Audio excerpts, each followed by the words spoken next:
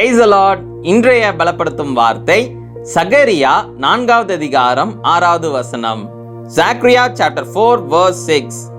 பலத்தினாலும் அல்ல, பராக்கிரமத்தினாலும் அல்ல, என்னுடைய ஆவியினாலேயே ஆகும் என்று சேனைகளின் கர்த்தர் சொல்லுகிறார். Not by might nor by power but by my spirit says the Lord Almighty. இன்றைக்கு உங்களுடைய வாழ்க்கையில ஒரு காரியத்தை என்னால செய்ய முடியல, என்னால இந்த பிரச்சனைகளை மேற்கொள்ள முடியல, என்னால இந்த பாவ போராட்டங்களை மேற்கொள்ள முடியலன்னு சொல்லி நீங்க இன்னைக்கு கலங்கி போயிருக்கிறீங்களா? வேத வசனத்தின் மூலமாக ஆவியானவர் உங்களை பார்த்து சொல்லுகிறார், பலத்தினாலும் அல்ல, பராக்கிரமத்தினாலும் அல்ல, என்னுடைய ஆவியினாலே ஆகும். பரிசுத்த ஆவியானவர் உங்களுக்குள்ள வாசம் செய்து அவர் கொடுக்கின்ற பலத்தினாலே உங்களால எல்லாவற்றையும் செய்ய முடியும் என்று வேத வசனத்தின் மூலமாக ஆவியானவர் உங்களை பார்த்து சொல்லுகிறார். நீங்க பரிசுத்த ஆவியானவரை எனக்குள்ள வாசம் செய்யுங்கன்னு சொல்லி நீங்க கேட்டு ஜெபிக்கின்ற பொழுது ஆவியானவர் உங்களுக்குள்ள வாசம் செய்தால் உங்களுடைய வாழ்க்கையில ஒரு புதிய பலனை நீங்க பெற்றுக்கொள்வீங்க. எல்லா பிரச்சனைகள், எல்லா பாவ போராட்டங்களை மேற்கொள்ளுகிற வல்லமையை நீங்க பெற்றுக்கொள்வீங்க.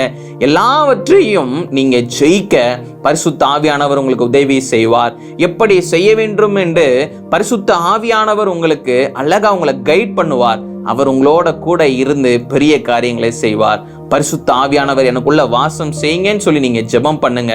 அவர் உங்களுக்குள்ள வாசம் செய்து உங்களுக்கு உதவி செய்வார். எல்லா காரியங்களையும் மேற்கொள்ள அவரே உங்களுக்கு உதவி செய்வார். நாம் எல்லாரும் ஜெபிக்கலாம்.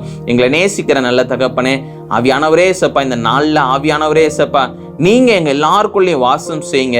ஆண்டவரே சப்பா, நீங்க வாசம் செய்கின்ற பொழுது எல்லாவற்றையும் மேற்கொள்ளுகிற அந்த வல்லமையை நாங்க பெற்றுக்கொள்ள முடியும். ஒரு புதிய பலனை கொடுங்க. இந்த நேரத்துல ஆண்டவரே சப்பா, ஜெபிக்கிற ஒவ்வொருத்தவங்களுடைய வாழ்க்கையிலையும் ஆவியானவரை நீங்க கிரியை செய்யுங்கப்பா.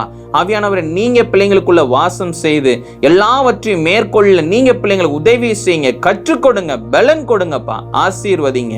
இயேசுவின் மூலம் ஜெபிக்கிறேன் பிதாவே, ஆமென். பரிசுத்த ஆவியானவர் உங்களுக்குள்ள வாசம் செய்து உங்களுக்கு உதவி செய்து உங்களுக்கு ஒரு விடுதலையை கொடுப்பார்.